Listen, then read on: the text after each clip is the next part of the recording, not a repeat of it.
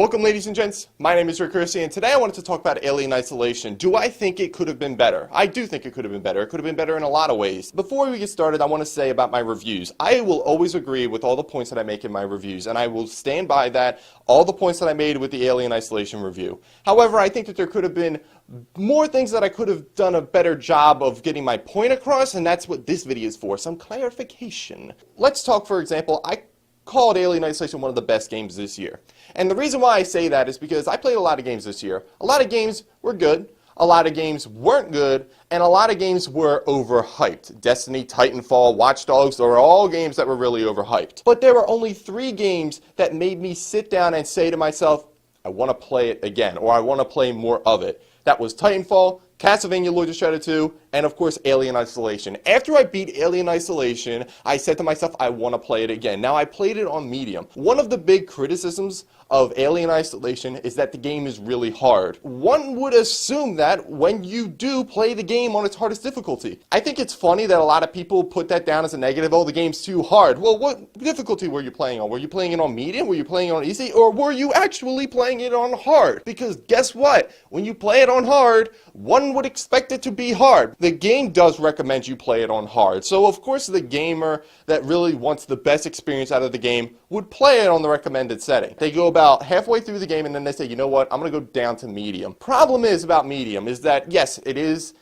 medium. It is challenging without being too challenging, but toward the end, in the third act of the game, it does have those moments where those levels that are pretty punishing and you just gotta grind through it just to get to that next save point, but there's not many of them. There's like 3 or so points in the game that does that on medium, so I imagine somebody plays it on hard, they go to medium, and then they hit those levels and it gives the illusion that the game is always hard. Do yourself a favor when you play Alien Isolation for the first time. Do it on medium, and then you might have an experience like I did, where you loved it so much that you want to try it on hard. You got a taste of what hard can be. Now you want to play an entire game like that. This game was just so much fun for me. I loved it. I loved how true it was to the movies. So the game is a lot closer to the first movie than it is to any other movie in the series. It's the horror aspect, the one alien that is consistently coming after you. And I think that it just did that so well. It created that universe, that vibe, like even technology with like the loud keyboard, that it feels like exactly as the technology was depicted in the films. It was like you were in that universe. They took me and they put me in there, and that's exactly what I wanted. Then they put the xenomorph in there, and they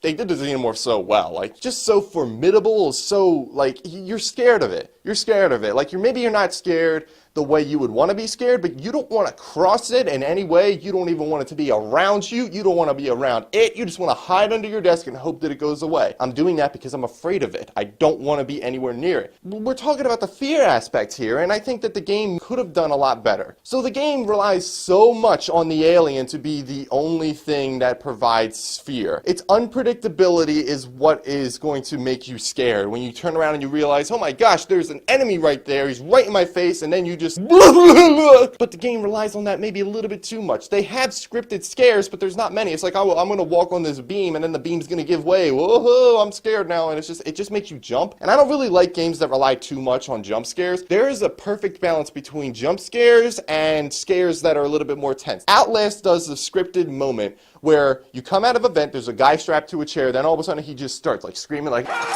and then you see these 2 guys run up, ramming the door, and then you got to start pushing blockaded doors, and you go through the door and just trying to escape these 2 guys that are coming after you, knowing that an enemy is right behind you and you're just running down the hallways, and it makes your heart beat so fast. It gets your blood pumping, and that's exactly what I would want in this game. I wanted more of those moments that just got my blood pumping. I like the fact that the game never took away the threat, that the fact if you made a loud noise, the alien was going to jump out of the vents, and the unpredictability that came with that. But it could have been a little bit better if they had taken that to the next level. Let's say, for example, you enter a room, there's a giant window into another room, the alien jumps down into the other room and just starts ramming into the glass, and the glass is breaking, and you're trying to like get the door open so you can escape before it busts through and kills you, and then you go through the door, and then all of a sudden it's like jumping into the vents, and you're just turning the corner, and it's just like intense knowing the alien's behind you. You can't outrun the alien isolation. When it sees you, you're essentially dead unless you have the flamethrower. But other than that, there's no way of beating the alien. If it aggroes,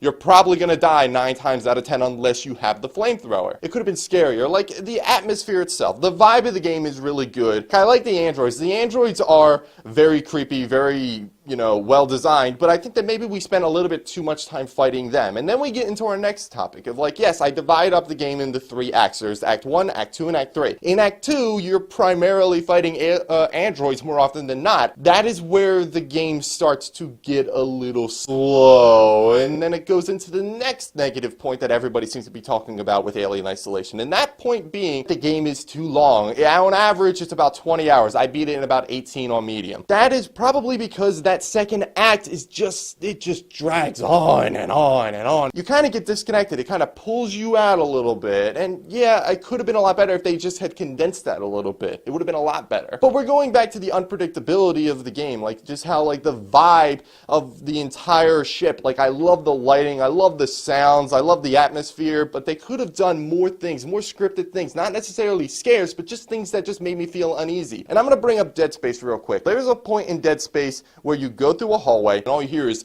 doom, doom, doom. And you're like, what is that sound? And then you turn the corner and you see this guy.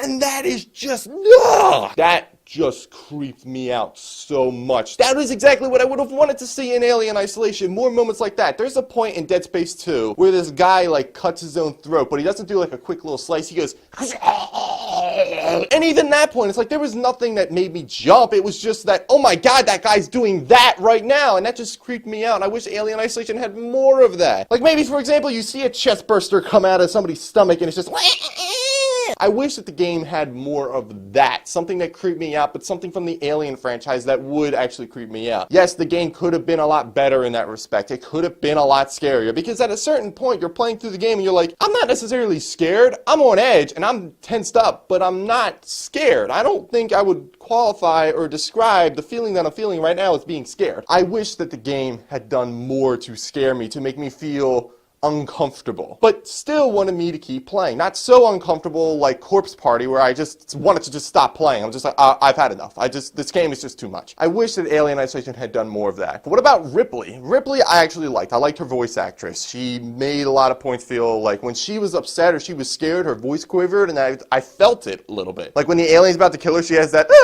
like she wants to scream, but she can't because she's just so like, oh my god, this is happening right now. And it's like, again, it's just, Ripley did a good job. The voice actress who played Ripley did a good job. Did what she was supposed to do. But what about the story? The story of Alien Isolation is basically Ripley is going to find her mom. She heard word that there might be some more information on her, so she goes to Sevastopol Station, and the alien comes in, and then things get out of hand, and then the situation changes, where it's not just about finding her mom, it's about survival. This is where the game starts to take a little bit of inspiration from Dead Space, or from Outlast. In Outlast, you're just trying to document stuff. You're a reporter, just trying to figure out what's going on in this asylum. In Dead Space, you're an engineer who's just going to try to fix a ship. Then you get there and you realize things are just not right. Things have gone to hell. And then all of a sudden it becomes a survive. As you go through the game, you're doing set things like, oh, you're in Outlast and you're just like turning valves so you can put the water down so you can go down to the next level. Oh, you're in Dead Space? Well, we're falling out of the sky, so we need to get our engines back online. Or we're going into an asteroid field, so we need to get those turrets online so that they will actually shoot at the asteroid so we don't blow up. In Alien Isolation, it's the same thing. You're trying to get medical supplies, or you're trying to end a lockdown just so you can get to the next level. It's giving you these objectives that give you motivation to keep going forward. However, it doesn't really add anything to the story. You're not learning about Ripley's mom all the time. Occasionally it sprinkles it in there like, oh, here's more information on what happened to your mom. It doesn't really just give it to you all the way. I wish that the game put a little bit more focus into its story, because yeah, let's face it, the story wasn't all that great. Did it get the job done? Yeah, it did. I mean, I kept playing it. I didn't never stop playing it. Destiny is a game that doesn't do a good job with its story. I don't know what I'm doing half the time. I'm just shooting these enemies because the game said that these guys are the bad guys and I have to shoot in that direction. But in Alien Isolation, it's just that, you know, it gave me enough to know, okay, I'm doing this right now. It may not be the overall main story that's going to advance the story, but this is why I'm doing this right now. Because it's all about survival. It's a survival horror game, and it takes the tropes of what makes a horror game that is survival so good. Ammo is scarce, you're just trying to survive, there's no real focus on the fighting because she is a fighter. I always kept saying when I was playing Outlast, dude, throw a punch, just do something, hit him with the camera. Like in Alien Isolation, Ripley has teeth. She has the ability to fight back. She has guns, she has a flamethrower, she has like this crowbar thing that she just beats the crap out of Android's way. But the game, in many ways, does a lot of things right. It got the alien right. Its story could have been better, and it does go on a little bit of a lame cliffhanger ending that's a little bit unsatisfying, but it's seemingly setting up a sequel or future DLC. Who knows? I really liked Alien Isolation. I liked the feel of it. I liked the experience that I had with it. I played it on medium, so I didn't hate myself while I played it. It was just, I went through a nice and easy. I knew what it was that I was doing the entire time. I just had fun with it. When the alien was in, things were tense. The game could have been a little bit scarier. It was still a very good game because I sat down and I said to myself, I want to play more. So I did play more. I played the survivor mode. Think about survivor mode, complete waste. It shouldn't be in the game at all. Yes, I understand. There's DLC if you pre-ordered the game. There's more content involved with that. But if you're not, then you're playing the game like I did. You didn't get that pre-order content. You just got the game exactly how it launched. And you only get one map with these bonus objectives that you can complete that have a time limit attached to it. Like, yes, I understand. The time limit is supposed to add a sense of urgency while you're trying to avoid the alien. But let's be honest, once you figure out where everything is, you're more or less just going after those things, and then you're beating the thing in like 3 minutes. And then after that, there's no bonus. There's no achievement. There's no additional maps. Nothing. It's just that, oh, hey, look, you're on the leaderboard over here. Like, you're number 175. That's not good enough for me. Let's give us a little bit more than just that. It was a complete waste. If you're not going to give it the love that it deserves, don't put it in the game. Don't waste my time with this. But I loved Alien Isolation. I recommend it. Everybody play it. If you're a fan of horror games, survival horror, or the Alien franchise in general, this is the game for you. It made me want to play more of it. I wanted to play the entire campaign on hard after I beat it. And just for the achievement, I wanted to 100% it just to say that I beat it and got all the achievements in it. Not many games make me want to do that. But that's what makes a good game. When a game sits there and it just says, okay, I beat it. Let's beat it again. Is it one of the greatest games of all time? Of course not. I wouldn't even call it the best horror game of all time. It wasn't perfect. It could have been better. That's why it's not one of the greatest games of all time, but it is one of the greatest games this year. With that said, guys, thank you so much for watching. I hope you like this setup. This is new. I'm trying new things. And I will see you next time.